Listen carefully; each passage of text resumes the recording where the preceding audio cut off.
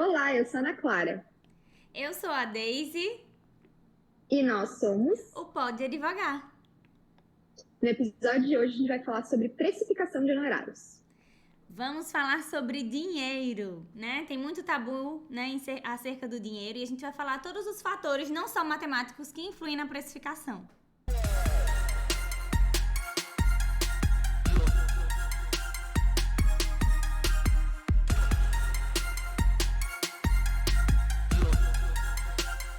Eu acho que, assim como nos outros episódios a gente tratou um pouquinho sobre isso, mas esse eu ainda acho que falar de dinheiro é o tema mais sensível para o advogado, para o ser humano no geral, né? Como tu trouxe, tem um grande tabu em cima disso.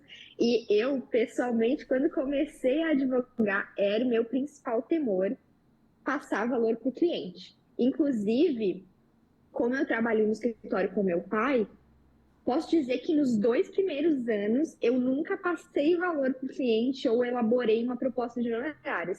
Eu sempre pedia para o meu pai porque eu via que ele tinha mais experiência e tinha dificuldade. Assim, eu ficava, ai, tá cobrando muito. Ou eu vejo que isso tem muita relação com o próprio valor que a gente dá para o nosso trabalho.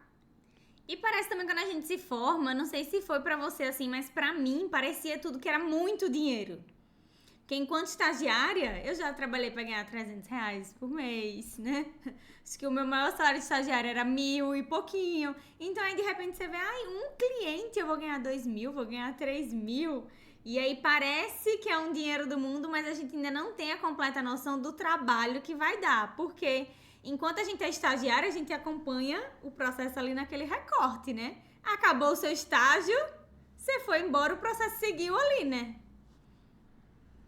Eu acho que o principal elemento importante da gente conseguir realmente valorar o nosso trabalho é enxergar o todo, né? Porque eu vejo que, inclusive, uma parte importante da precificação é você conseguir dar para o cliente também essa visão do todo. Porque às vezes chega um cliente para fazer um processo, a gente, vou fazer a inicial, vou gastar 1, 2 dias, ou um dia, né? Dependendo da inicial, algumas horas, alguma coisa simples, mas quanto mais aquilo vai me demandar e mais também quanto aquilo já me demandou de conhecimento, de buscas, de aprofundamento, né? Às vezes a gente Sim. faz uma demanda que a gente já fez muito, mas por quê, né? Que experiência foi aquela? Então tudo isso está embutido no valor. Mas às vezes quando o cliente chega para a gente, ou também pela vontade de fazer aquilo, né? Então a gente pelo desespero de ter cliente, eu vejo que isso influencia na dificuldade que o advogado tem de precificar. O desespero por ter cliente, o desespero por ganhar dinheiro, né, por começar a ser valorizado, a própria, isso que a gente falou da dificuldade de valorizar o trabalho e entender o todo, são alguns elementos que eu vejo que a gente tem mais dificuldade, ou eu tinha, por exemplo, de precificar o trabalho. Sim, essa coisa de você enxergar as fases, né? Não só a gente como o próprio cliente é muito importante, porque os clientes, enquanto leigos, aquela burocracia do judiciário, ou mesmo no extrajudicial, a burocracia de cartório, não é da vivência dele. Então, por vezes, o cliente não entende o valor, pode até achar caro, porque ele não tem absoluta menor noção do trabalho que aquilo ali vai dar. Então, dar essa clareza sobre as fases é essencial, né? Ele entender exatamente quais são os passos. Porque se a gente só fala assim, eu vou fazer só um divórcio, tá aqui.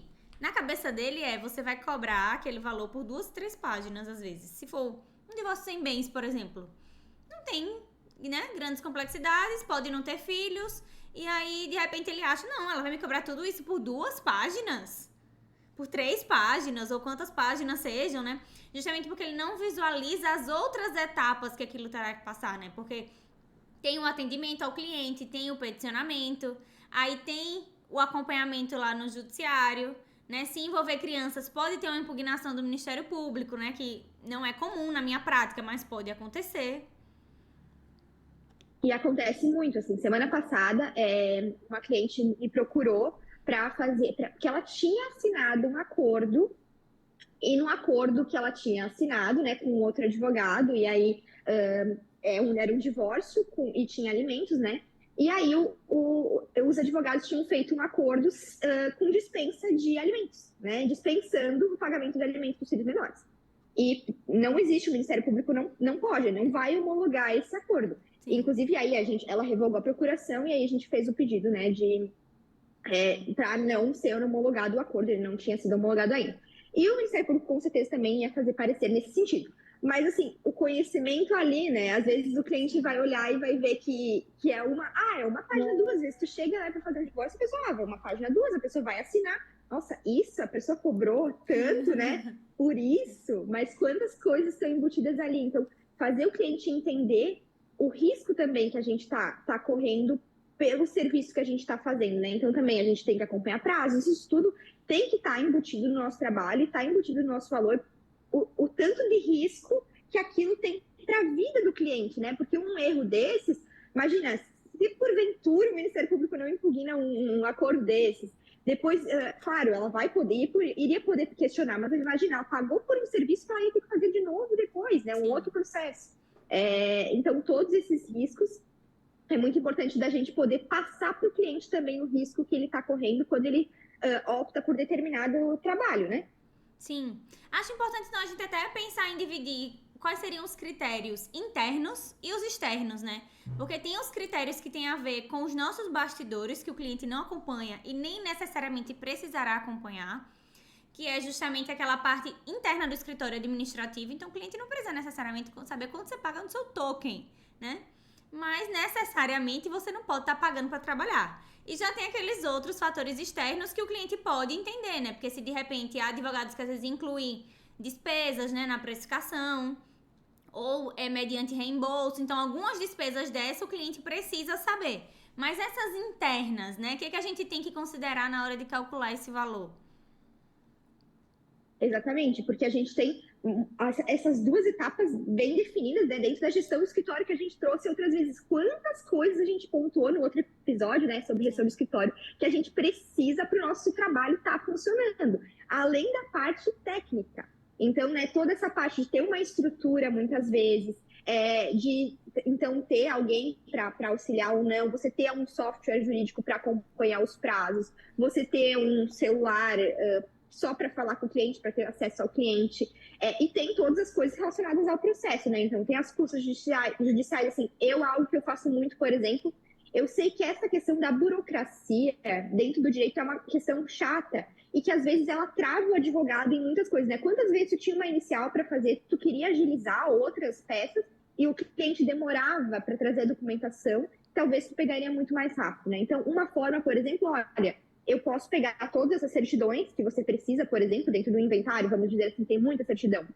Eu pego, mas eu vou embutir isso no valor do meu trabalho. E muitas vezes é isso que o cliente quer, porque ele não quer se incomodar, ele está contratando um advogado, né, justamente para não se incomodar. Então, também, você sentir do cliente, né, qual que é o que tipo de cliente. Isso também é interessante você analisar. Ah, não, eu prefiro não pagar nada mais e eu ir buscar as coisas, não, eu prefiro agilidade, e aí você embute isso no teu valor, e aí você pega as taxinhas, por exemplo, paga para o cliente e depois ele vai te ressarcir ou você embute dentro do valor dos seus honorários.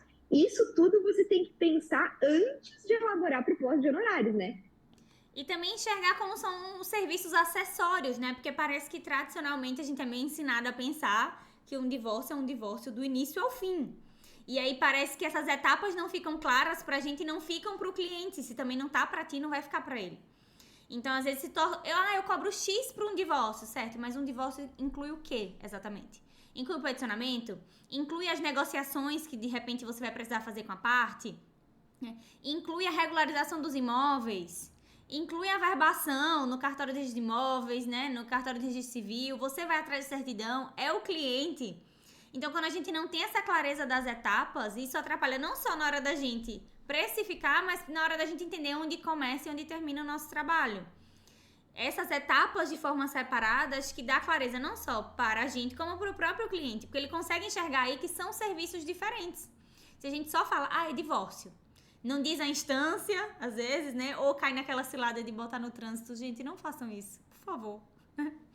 Até o trânsito em julgado, gente, até o trânsito em julgado é muita coisa. É que nem a pessoa quando termina relacionamento, nunca mais, é muito tempo, nunca mais e sempre. São coisas que abrangem muita coisa, né? Muito se fala que a gente entra num processo sabendo como inicia e nunca sabe como termina, né? Sim. Mas a gente, então, por isso essa é uma preocupação ali também do ter se julgado, mas assim, claro, a gente nunca sabe exatamente o que vai acontecer, porque pode realmente acontecer em imprevistos. Mas, em regra, todas essas coisas que você falou ali dentro de um divórcio, elas existem. Então, o divórcio ele não vai acabar nem no judiciário. Depois, se tiver bens imóveis, tu vai ter que ir para o cartório de registro de imóveis, e aí vai ter que apresentar lá vários documentos, ITCMD, por exemplo. Isso está embutido no teu valor ou não? Então, tudo isso, claro, eu acho que a experiência ela vai ajudando, porque aí sim a gente vai entendendo, né? Quem nunca pensou, isso aqui vai ser coisinha que eu resolvo rapidinho, e depois ficou meses, um tempo razoável em cima daquilo. Assim, por exemplo, ontem eu só fiquei o dia inteiro telefonando para cartório, para município, para resolver uma questão ali de uma alteração de regime de bens que eu fiz. E aí foi os mandados para o cartório que é um documento do município, o município não entende qual documento que é, e aí um não concorda com o documento do outro. Isso estava embutido no meu trabalho. Então, assim, o cliente vai querer resolver, ele quer resolver. Se eu não estar lá com o documento, no final, não vai estar resolvido. Não é a sentença que resolve o problema do cliente, né? Por exemplo, tem um imóvel ali que eles querem mudar o regime e vai ser só de um, por exemplo. Uhum. Se não for lá, arrebado na matrícula, não adianta. Então, assim, para resolver o problema do cliente, eu tenho muitas etapas. Não é só protocolar um divórcio e esperar sentado, né? E eu não sei se tu tem a mesma percepção, mas me parece que tem uma desinformação generalizada quando a gente fala de direito de família. Né? Porque parece que no contrato, na área contratual, às vezes na área até trabalhista, as pessoas têm alguma noção de certo e errado. Né? Não sei se a gente tá até um pouco enviesado por atuar em direito de família, né? Mas eu vejo uma desinformação muito grande. Então as partes chegam no escritório e falam assim, não, porque a gente tá em acordo, a gente já resolveu tudo, tá tudo certo. Então é tipo, ele vai abrir mão da casa, eu vou ficar com tudo, ele vai pagar a pensão. Aí você para, então, mas é porque ele não pode doar tudo que ele tem. E aí você começa, né? Ou a própria pensão alimentícia, as partes calculam, não, porque é fralda, porque é comida, porque aí se esquecem das despesas compartilháveis que são da casa. E aí quando a gente começa a mexer e realmente trazer os parâmetros que são necessários, nem sempre esse consenso vem tão pronto, como inicialmente as partes chegaram pensando no escritório, né? Exatamente até o que eu falei com pensão alimentícia. Não, a gente vai compensar, ou a gente só quer fazer um contratinho, a gente não quer ir para o juiz, a gente não precisa ir para o juiz.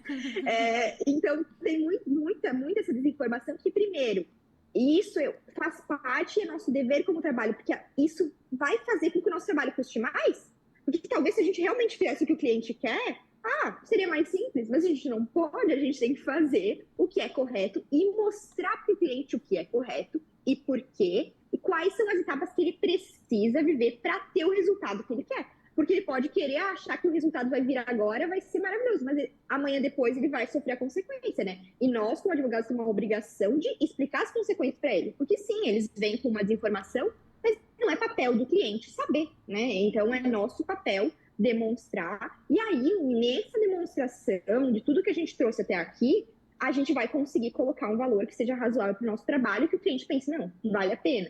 Sim. Agora, até alheio esses fatores externos, né? Porque seriam fatores, de certa forma, externos, né? Assim, que não dependem da nossa vontade inicialmente, né? Mas se a gente pensar em demandas administrativas, né? O que está embutido nesse custo, né? Tu falou, assim, de algumas despesas, né? Agora há pouco, de algumas despesas do escritório. Só que eu ouço de alguns alunos lá no curso de precificação, né? Tem gente que, às vezes, trabalha em home office, principalmente quem tá começando. Não tem escritório físico, trabalha de casa e faz, desde eu não tenho despesa. Alto lá, né? Que você não tem despesa, né? Se a gente for pensar, a tua empresa, né? Ainda que você não tenha lá o CNPJ, a tua empresa tá dividindo espaço com a sua casa. É como se você tivesse um inquilino a mais, né? Tem uma terceira pessoa morando aí que é a sua empresa. Então, tu tem que considerar isso como se fosse até uma parte do aluguel, pra tu entender, até pra você ter meios de um dia sair dali, se for o teu desejo, né? Se você não quiser pra sempre estar no home office, você vai precisar considerar, além das despesas diretas que você tá vendo, né? Daquelas que são exclusivas do teu negócio. Se tu não considera essas despesas administrativas paralelas, como que você vai sair, né? Como que você vai crescer enquanto empresa? E sobre isso, sobre essas despesas que não são, às vezes, tão perceptíveis, a maior delas é o nosso tempo. Sim. Então, assim, a gente aqui trouxe ali um exemplo, né? Uma analogia ali sobre, não, mas eu não tenho despesa porque eu não tenho escritório físico. E a pessoa vai pensar, não, para mim não dá muito trabalho, porque eu não vou... não vou gastar dinheiro, né, fazendo a demanda, pagar para trabalhar, né? Não estou pagando mesmo, mas não, o que é? O teu tempo é o teu trabalho. Então, assim, você realmente saber quanto vale o teu tempo e aí calcular exatamente quanto tempo tu vai ter naquela demanda para saber cobrar o valor correto. Porque é isso que a gente está colocando, né? A questão ali de cada gasto tem que ser considerado para você colocar um valor. E o tempo é o nosso maior gasto, né? Na verdade, porque a gente sabe quanto que vale o nosso tempo que a gente podia dedicar para outras coisas, né? Em prol do nosso trabalho ou em prol da nossa vida, e a gente está dedicando para aquele cliente. Então a gente tem que ser recompensado por isso. Sim. Lembrar também do custo intelectual, né? Que a gente não nasceu sabendo isso. Né? Você gastou de alguma forma para aprender aquilo, né? E aí entra até na história do pessoal. Ai, mas eu estudei em universidade pública. Não foi gratuito, gente. Por favor. Eu queria morrer quando as pessoas falavam isso na faculdade, né? Os próprios colegas. Ai, não, porque aqui é de graça. Eu fiz, então, não é de graça, a gente paga os impostos, né? A diferença é que a gente não paga sozinho, né? A população tá pagando pra gente estar aqui. Alguém tá arcando com isso, né? Então, tu gastou, ou você pagou sozinho, né? De certa forma, até 2 vezes, porque quando você paga a universidade particular, você paga para as pessoas estudarem na pública, e aí tu paga a tua mensalidade de novo. Então, ou você pagou sozinho, ou pagaram junto com você, né? Mediante os impostos. Tem o custo intelectual de você saber aquilo, e também se vê enquanto custo da sua hora técnica, porque assim, se você vai empreender...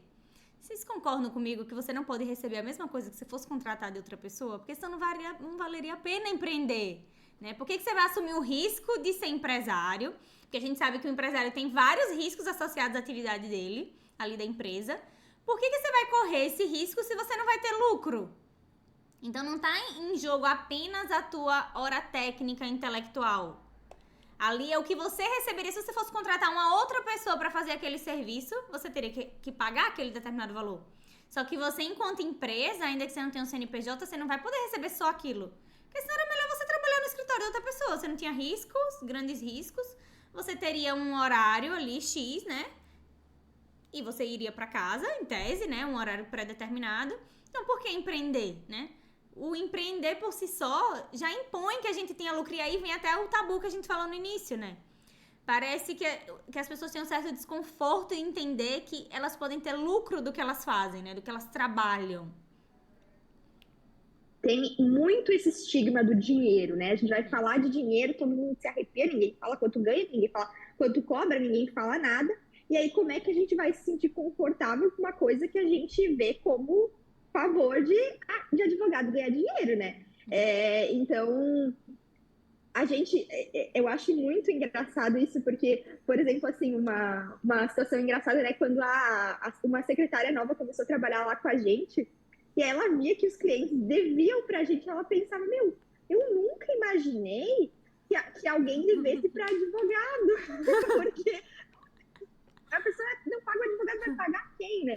E, então, assim, a gente, é muito comum, gente, acontece, tá? Acontece como qualquer outro trabalho. Então, a gente não pode, eu vejo que a gente tem essa de, como é que advogado vive, né? Advogado tem que viver de Não é fotossíntese. Então, não é. Então, assim, a gente tem que cobrar bem pelo nosso trabalho, sabe?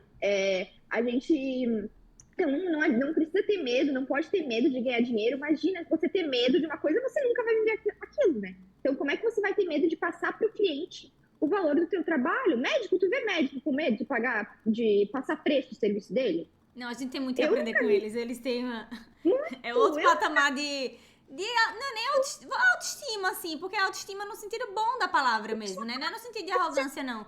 Eles parecem uma categoria muito mais consciente, né, do trabalho deles, de quanto custa, de que, né, teve um esforço, que eles passaram anos na faculdade. Enquanto categoria, me parece que eles são muito mais coesos em matéria de preço, né, e valor do trabalho. A gente tem que observar esses bons exemplos e pensar, né, quando a gente está vivendo a vida profissional, a minha profissão, uma tem mais valor que a outra? Não é isso.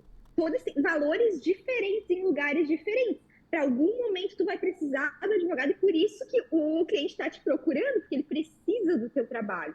Então, se ele precisa do teu trabalho e você tem o conhecimento que foi adquirido de anos, se você tem o tempo, se você tem a capacidade, você tem que passar um valor a tom com isso.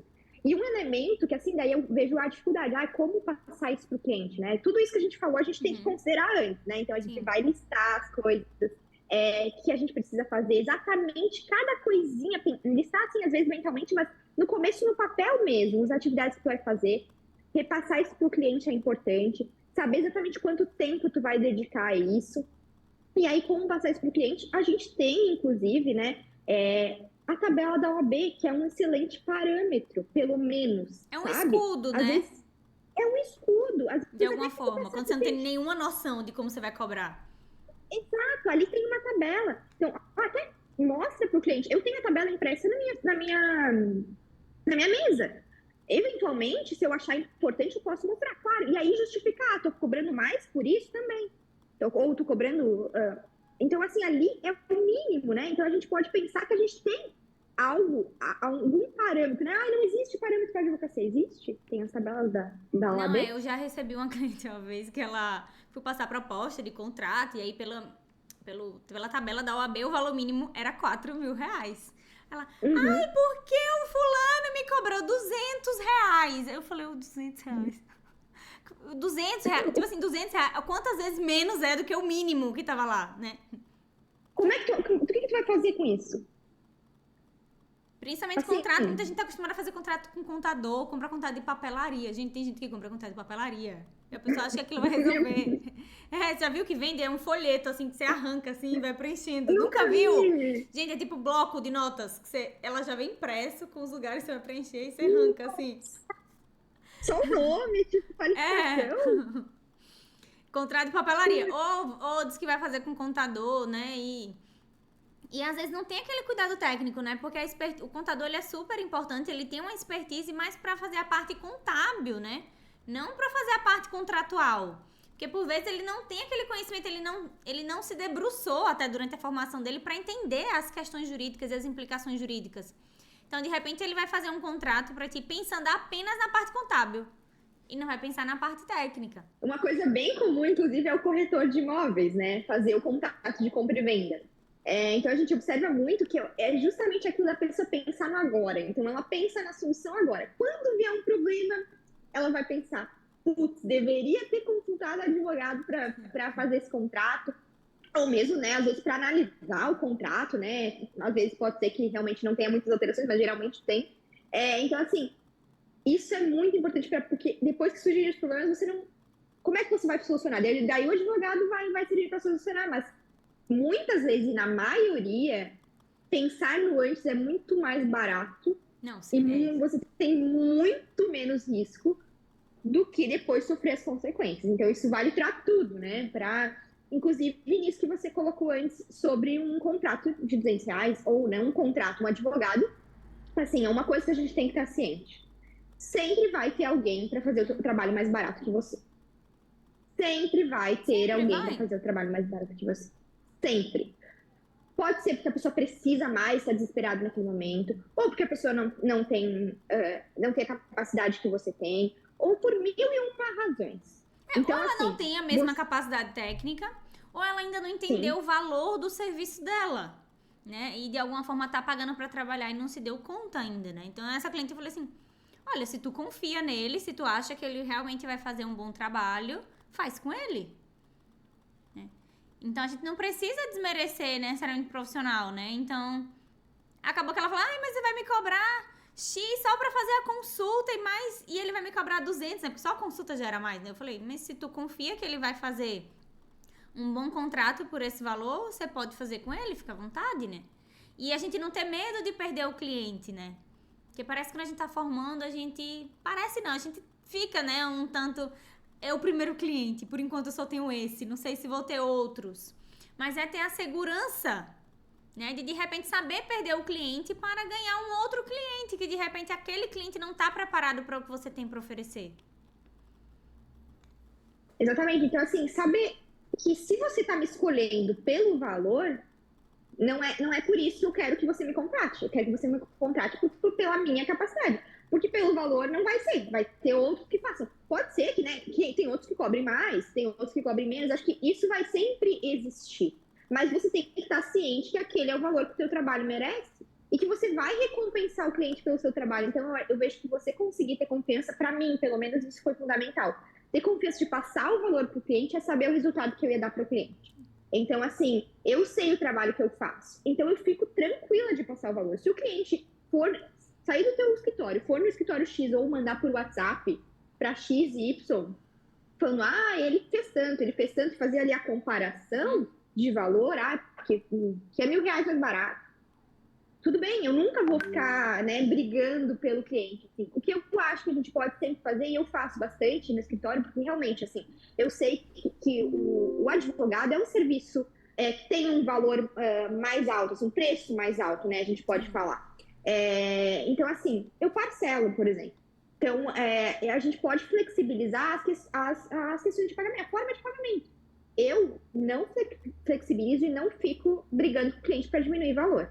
Então o cliente tá ali, não fica de mesquinharia comigo, não, mas faz isso, mas faz isso. É porque também parece, sabe o quê? Que parece que quando a gente vai falar sobre preço e sobre dinheiro, parece que as pessoas têm uma percepção de que sempre alguém vai ganhar e alguém vai perder. Né? Então alguém vai ganhar o dinheiro e alguém vai perder. Só que, na verdade, quando você tem uma boa precificação, não é uma relação de ganha e perde. É uma relação de ganha-ganha. Ambas as partes vão ganhar. Você, enquanto profissional, vai receber efetivamente o que você vai ser bem remunerado pelo seu serviço. Não é você enriquecer às custas da outra pessoa, né?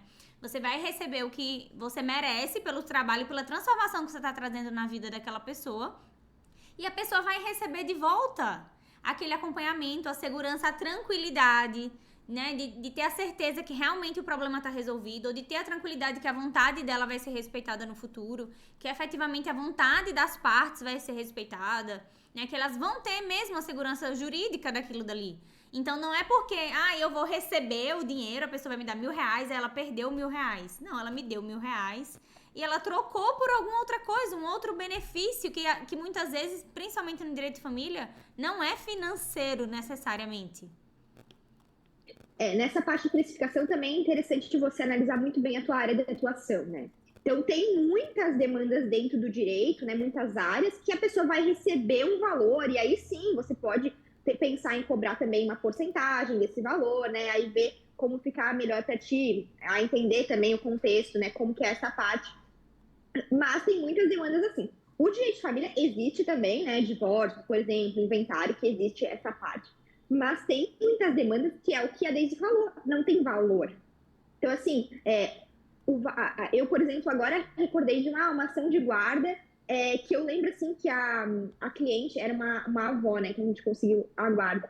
E ela me volta pro escritório toda vez e, assim, ela falou assim, foi muito barato. Ela já sentou, assim, foi muito barato. Porque olha o valor que aquilo que eu mudei na vida dela, que eu consegui, né, ajudar ela a conseguir, a tranquilidade que eu consegui gerar para ela, né, de ter a guarda no neto ali. Qual o valor que isso tem ali? Ela pagou ali o valor, não cobrei muito, assim, cobrei o que eu achava que realmente merecia, mas, e que tinha tom com o trabalho, né, mas para ela aquilo foi, para muitos poderia ser muito aquilo, mas para ela foi pouco pelo valor que eu apresentei. Então, é isso que a gente tem que analisar. E no direito de família, assim, eu escolhi essa área muito por isso. O que tem mais valor que a família?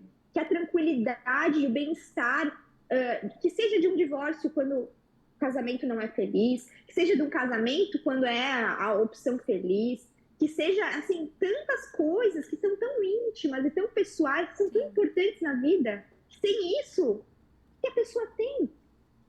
Então, assim, saber o valor que isso tem para poder cobrar tom com isso. Sim. Então vamos pra gente tentar organizar as ideias, né? Quais são os critérios que a gente precisa? O valor a gente já falou, né? Você entendeu? O valor do seu serviço, não o preço necessariamente do seu serviço. Mas e pra gente calcular o preço do serviço? Como que a gente faz, né? Afora o valor, a parte de preço, como que a gente, né, classifica? Eu penso que tem alguns critérios, né? Não só dos teus custos operacionais, como a gente falou, de despesas fixas e despesas variáveis, como enxergar toda aquela estrutura que você precisa. Né? Aquilo ali tudo vai influenciar no preço, né? A estrutura da tua casa ou do teu escritório, da onde você aluga, enfim, a luz, né? Se você trabalha na sua casa, certamente o preço da energia da sua casa não vai ser o mesmo preço da energia se você trabalhasse fora, né? Outro dia eu vi uma aluna que falou assim, a conta de energia da minha casa vem R$600 porque eu trabalho com ar-condicionado ligado. Eu falei, mas e como é que isso não é uma despesa do teu escritório? Tu ia ter esse ar-condicionado ligado o dia inteiro se tu trabalhasse em outro lugar, né? Enxergar essas despesas, a própria câmera, o microfone, se você trabalha online, né? O token, se você precisa do token para peticionar, a própria capacitação, né? Os teus cursos, todas essas despesas entram aí. Os impostos, né? Que o leão não deixa passar ninguém, né? E muitas vezes a pessoa esquece, né? Porque ela vê assim, eu vou cobrar R$100 do cliente e vou receber R$100. Não é bem assim, né? E aí, depois dessas coisas físicas, o tempo e as atividades que tu vai fazer. Porque também isso depende de advogado para advogado. Tem advogado que eu imagino que deve lá só peticionar, por exemplo, não, mas eu tô cobrando por esse serviço, eu vou peticionar, fazer o divórcio e pronto, acabou. Não vou resolver no cartório depois, não vou fazer ligação nenhuma, não vou atender o cliente quantas vezes ele quiser ou quantas vezes ele perguntar do processo. Outra coisa que a gente fala, não vou mandar atualizações para o cliente, porque por isso que é não uma pode coisa ser tabelado, que gera né? tempo. Por isso que não pode ser tabelado e não dá pra gente se comparar com outro profissional, porque às vezes ele tem um modelo de negócio diferente do nosso, né? Às vezes um tem uma advocacia mais personalizada, o outro já tem uma advocacia de massa. E aí como é que você vai comparar o preço dele com o seu? Às vezes a forma que você vai prestar o serviço não é a mesma que ele vai prestar, né? Exatamente. Então, assim, eu, por exemplo, eu vejo que o processo está parado, eu vou diligenciar. Eu não vou ficar, não, mas será que eu vou conversar com o juiz? Não, mas o cliente não me pagou para isso. Então, eu embuto isso no meu valor, que eu sei que se precisar, eu vou conversar com o juiz, eu vou despachar. Se precisar, eu ver que o processo está demorando, eu vou ligar no cartório. Então, assim, eu sei o tipo de profissional que eu sou, sabendo. Então, o conhecimento, para mim, é a principal forma para precificar, assim, o principal elemento. Conhecimento de tudo isso que a gente falou. E também do profissional que você é e que você quer ser e o trabalho que você quer apresentar para o cliente.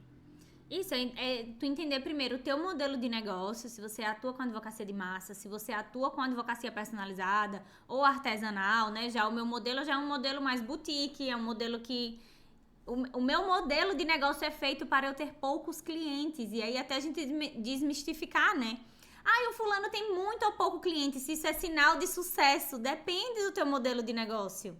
Se de repente tu fez um modelo de negócio para tu ter 200, 300, 400 clientes que, né? A tua estrutura vai ser outra. De repente você vai precisar de equipe, né? Você vai precisar realmente ganhar no volume. Mas é o teu modelo de negócio? Não quer dizer que é errado. É um modelo de negócio diferente.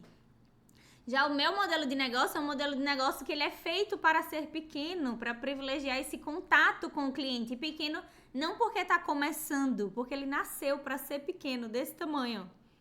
Para que tenha sempre esse contato direto. Só que, obviamente, se você vai ter esse contato maior e um contato direto, você vai gastar mais tempo com esse cliente. Então, não é simplesmente porque você vai chegar... não, porque aqui é exclusivo. Mas você efetivamente presta esse serviço exclusivo. Porque também não adianta você botar só o nome aqui. Agora eu sou uma boutique, né?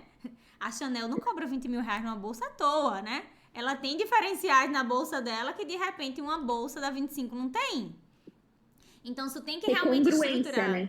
Tu tem que estruturar o teu negócio e entregar, de repente, esse acima da média, se você quer realmente vender um serviço que tem um valor agregado ali, né? Isso, porque o cliente vai perceber, é aquela sensação que vai gerar depois, né? No começo, assim, pode acontecer sim do cliente achar caro na primeira etapa, depois tu vai explicar por que tu tá cobrando aquele valor, o cliente vai ter um entendimento. No decorrer do processo e ao final, o cliente vai ter mais percepção ainda do valor do seu trabalho, porque, como a gente colocou, não é aquele ato em si, o primeiro, que a gente está pegando aquele cliente para acompanhar ele, pelo menos, geralmente, durante um período. Então, esse acompanhamento, o cliente vai ter a percepção de valor. E analisando tudo isso também, a gente vê a forma que a gente vai cobrar esse cliente. Então, esse cliente eu vou cobrar tudo agora, eu vou cobrar agora durante, porque vai demorar muito, então eu vou cobrar algo durante o trâmite do processo, eu vou cobrar ao final uma parte, eu vou cobrar no risco uma parte. Então, assim, tudo isso são etapas que você vai tendo a decorrer do entendimento do cliente e do processo dele, né? E do teu processo como modelo de negócio. Acaba sendo uma espécie quase até de mediação, né? Você me falando aí, parece quase uma mediação. É como se a gente, enquanto profissional, tivesse que previamente mediar, né? Deixa eu ver de repente, de acordo com a capacidade dessa pessoa, como que ela poderia me pagar, né? Porque nem sempre é porque o cliente não está entendendo o valor do teu serviço. Às vezes é uma questão da condição financeira dele mesmo. E nem sempre isso quer dizer que ele não pode pagar o teu serviço. Por vezes é a forma de pagamento que você vai colocar. Se vai ter entrada, se não vai ter entrada, se ele vai pagar honorários no curso, se você vai dividir em fases para diluir aquilo de alguma forma, né? Porque você pode pegar um divórcio que pelo CNJ aqui dura em torno, em média, de 4 anos, né? Pela justiça em números. Então, será que tu vai cobrar esses 4 anos já no início? Talvez se tu cobrar de cara na bucha e tu quiser receber tudo à vista, ele não vai ter para te pagar o teu trabalho de 4 anos. Mas, de repente, se tu diluir e ele pagar de 6 em 6 meses, de 1 em 1 ano, né? Você pode ter estratégias, não só da forma de cobrar, se você vai parcelar, né? Se ele vai te pagar via boleto, se você vai, né, ir confiando ali, porque não quer dizer que é um mau cliente. Só que a gente tem que fazer essa análise de risco também pra gente, né, enquanto profissional, efetivamente qual é a capacidade daquela pessoa e o risco que a gente resolve assumir naquela relação. Eu vejo que a gente cobrar o valor que o nosso trabalho tem não quer dizer inviabilizar um cliente de pagar o nosso serviço. Então, sim, a gente vai ter que analisar as condições do cliente. Eu pergunto para o cliente o que ele faz, quanto ele ganha, para também fazer a precificação. Porque não adianta, eu sei que o meu trabalho vale tanto, aí eu vou fazer uma proposta de valor que ele não vai pagar, ele não tem condições, não é que ele não entende o valor do meu trabalho, ele não tem condições de pagar. Então, realmente, existem formas, dentro da advocacia existem formas, sim, de você fazer com que esse valor fique mais tranquilo, sim, para o cliente, ou seja, fazendo, então, um valor parcelado em várias vezes, enfim, seja também, claro, gente, sempre fazendo contratos em horários, pelo amor de Deus, e também... mas também, né, fazendo os benefícios diluídos ao decorrer do que aquele cliente vai receber, de quanto vai demorar. Então, isso tudo também são formas que você vai entendendo o cliente, entendendo o teu trabalho, conseguindo elaborar para ficar bom para os dois lados, como você colocou antes, é uma relação de ganha e ganha, né? Sim. E sabendo setorizar e separar esses serviços, de repente você até pode atender um cliente que, necessariamente, se você vendesse só um pacotão fechado, de repente ele não podia ter acesso ao seu preço. E tudo bem também um cliente que não pode naquele momento ter acesso ao seu serviço, né? Mas pra gente enxergar um pouco além do óbvio, né? Porque às vezes se você passar todo o serviço fechado, não, aqui no meu escritório eu acompanho do início ao fim. Então eu faço divórcio, você precisa pensar assim, né? Eu faço divórcio, eu faço recursos, eu vou até Brasília, se for o caso, eu vou fazer a parte cartorária, as averbações, eu vou fazer tudo. Tudo bem que tu faça tudo, mas será que todos os teus clientes vão precisar de todas essas etapas? Às vezes, aquele cliente faria mais questão de você, de repente, acompanhar até uma sentença, porque o caso dele não é tão litigioso. E aí ele prefere que você acompanhe no judicial. Ele até gostaria, às vezes, que você acompanhasse no extrajudicial, mas pra ele fica pesado. E aí, às vezes, pra ele é melhor contratar só a fase judicial. E não te ter ali no extrajudicial. Pode ser o perfil de cliente que queria essa comodidade? Pode ser que ele queria, mas diante do que ele pode pagar de repente o teu serviço técnico jurídico ali no judiciário, que vai garantir a maior segurança jurídica para ele, e ele consegue fazer as outras etapas sozinho, à parte, com outro profissional, enfim. Então, saber setorizar para também o cliente saber pagar, ele conseguir pagar exatamente o que ele está usufruindo do teu escritório, né? Nem todos os clientes vão precisar de todas aquelas etapas.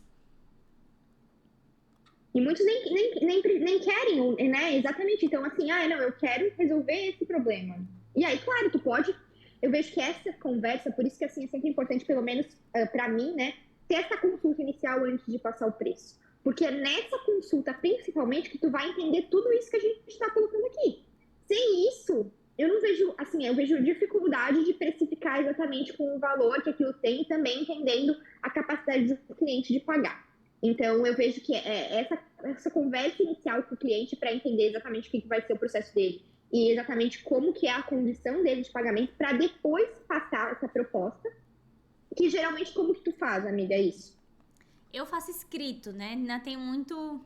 né? Eu já testei vários modelos, né? Eu já fiz, como, né, o seu pai gosta de falar no tete-a-tete.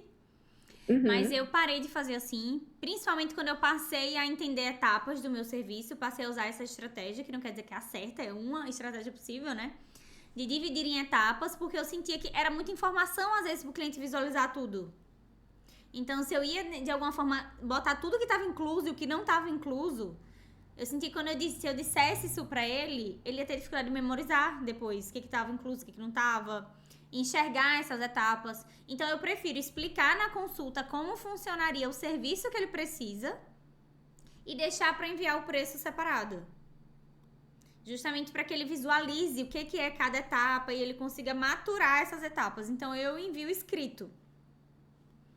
Aí, você já falou que vocês têm 2 modelos, né? Aí no teu escritório.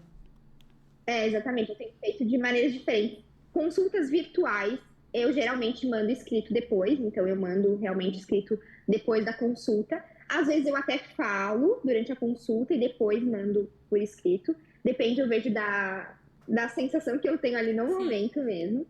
E pessoalmente, a maioria das vezes eu passo o valor para o cliente, eu já entendo e passo o valor para o cliente e mando escrito depois, ou entrego para ele pessoalmente. Então, essas 2 modalidades. Eu acho que as duas têm prós e contras, eu acho interessante vantagem e desvantagem, né? Fazer o teste.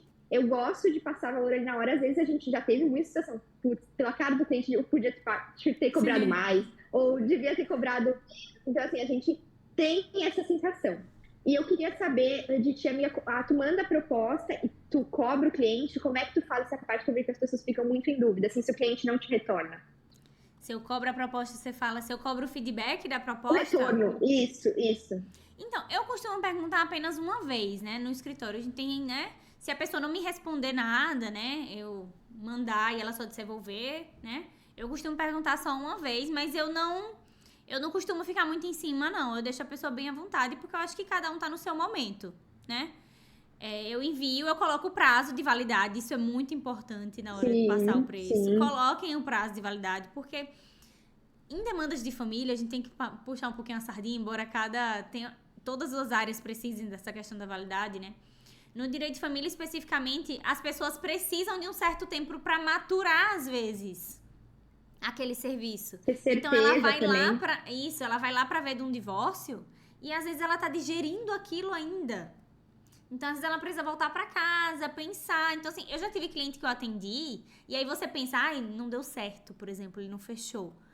E aí o cliente voltou 1 ano e meio depois. Porque foi quando ele realmente decidiu que ele estava pronto para divorciar. Então, necessariamente não foi a questão financeira que não fez ele fechar lá antes, é porque ele não estava pronto emocionalmente. Então, no direito de família, a gente tem que ter essa percepção, né, de que o cliente vai demorar um pouquinho. Inclusive, isso influi na nossa própria proposta, né, porque o cliente de família, em geral, ele tende a demorar mais para enviar o documento. E não é à toa, porque você vai enviar uma conta de luz para uma cobrança indevida, a pessoa só chega em casa e bate uma foto.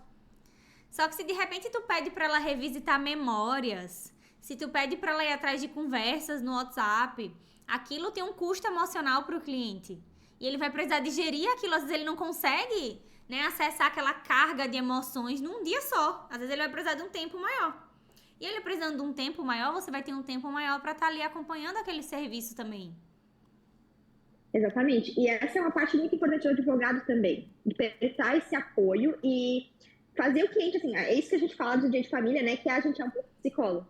Porque muitas vezes o cliente, e isso é bom você deixar claro para o cliente, você tem certeza, você quer realmente fazer, funciona assim, vai ser assim. Porque o cliente, muitas vezes, num divórcio, principalmente, ele chega com dúvidas, né, se é aquilo que ele quer, se realmente ele vai fazer aquilo. E já aconteceu muito comigo, assim. E não vai ser essa pressão que você coloca no cliente que vai fazer ele fechar com você. Então, assim, às vezes, só para saber mesmo, fazer uma vez, perguntar uma vez, mas mais que isso também não fico insistindo. E já aconteceu também comigo, eu falo, passei o valor, nossa, não retornou, que pena, mas ok. Sabia que era o valor correto, ok. 7 meses depois, a cliente voltou para fazer e tinha certeza que queria fechar com você. Porque, enfim, então...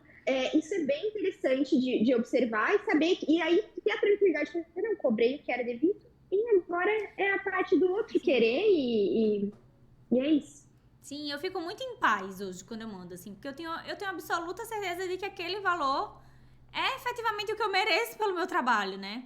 Eu sei o que eu vou entregar. E às vezes tem pessoas que pensam, a gente sabe, por exemplo, a consulta não tem uma cultura, né, de se pagar consulta para advogado, está começando agora, né? E aí tem gente que, mas eu vou pagar só pela consulta. E eu já cansei de ver pessoas que de repente pagaram, talvez até não muito felizes inicialmente, né? E aí depois que termina a consulta faz, nossa, valeu muito a pena, né? Valeu muito a pena, tô me sentindo muito seguro, não sabia que era assim, poxa, que legal e tal. E aí a pessoa sai conhecendo, porque a gente, enquanto categoria, a gente tá passando, né, por esse processo, eu acho, das pessoas entenderem o que é uma consulta jurídica. A pessoa sabe que é uma consulta com médico, uma consulta com advogado, ela não tem ideia. Justamente porque culturalmente os profissionais não fazem, né?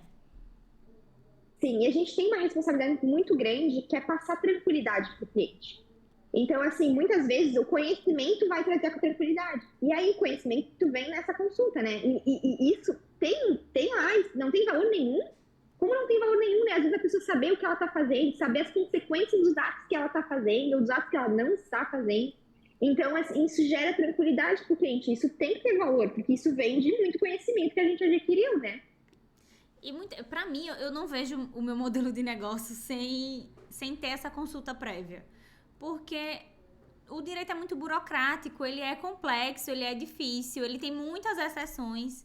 E não raro as pessoas chegam no escritório e elas chamam de um determinado nome e tem um outro nome completamente diferente. Que às vezes a intenção dela era ter feito outra coisa. Só que o que ela fez na prática foi outra coisa. Então chega assim, eu ganhei um imóvel do meu pai ou da minha mãe. Aí você faz, então, doação, né? Doação não comunga e tal, na comunhão parcial, não vai... Aí quando você vai ver, a pessoa não fez uma doação, fez um contrato de compra e venda que, na verdade, ninguém pagou ninguém, né? Sim. Foi uma compra e venda fake. E aí a implicação... É o mais comum da doação, inclusive. Eu comprei e botei no nome do meu filho, né? Aí o teu filho comprou, às vezes, né? Já botei no nome dele, que é já pra não pagar nem passou por o imposto 2 vezes, né? E aí não entende, mas aí você pagou e entrou como compra e venda, vai entrar como cônjuge. Então, muitas vezes o cliente não fala por má fé. É porque ele realmente acha que é daquele jeito. Ele não entende a diferença, às vezes, de uma compra e venda pra uma doação. Ele acha que tá tudo certo. Não, mas não foi eu que paguei, foi meu pai que pagou. E aí, a complexidade disso daí. Então, tudo isso vai influenciar no preço. Se tu, às vezes, passa o preço só pelo que o cliente disse, você tem uma margem de erro muito maior. Exatamente. Então, eu também, para mim, o conhecimento que vai gerir a precificação. Conhecimento de várias etapas, tanto do nosso trabalho como do cliente, do que ele vai demandar.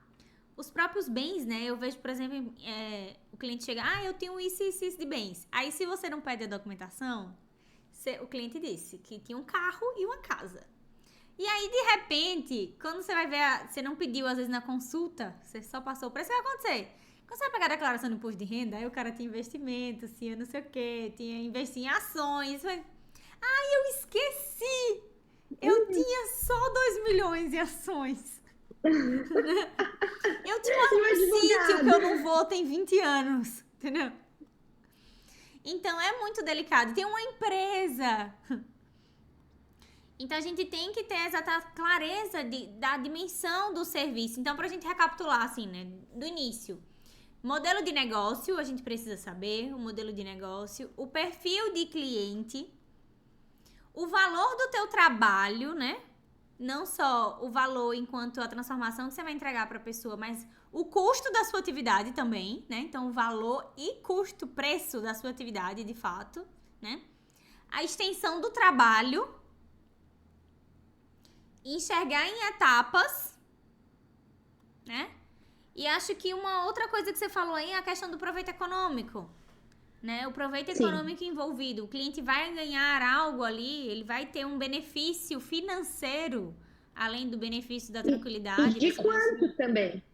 E de quanto também. Assim como tu falou, ele vai ter um proveito econômico, cobrar mais de quem vai ter mais proveito econômico, sim, cobrar menos de quem vai ter menos, assim como de alimentos. Como é que tu vai cobrar o mesmo valor de uma pessoa que vai receber 30% do salário mínimo de alimentos e uma pessoa que o pai tem condições de pagar 3 salários mínimos, 4? Não tem como, né? A mesma coisa é um divórcio que a pessoa tem um patrimônio a partilhar de 5 milhões e um divórcio que a pessoa tem 100 mil reais a partilhar. Então, os valores têm que levar isso em consideração. Porque a gente tem que lembrar também que a gente, enquanto profissional, a gente tem a responsabilidade civil do advogado, né?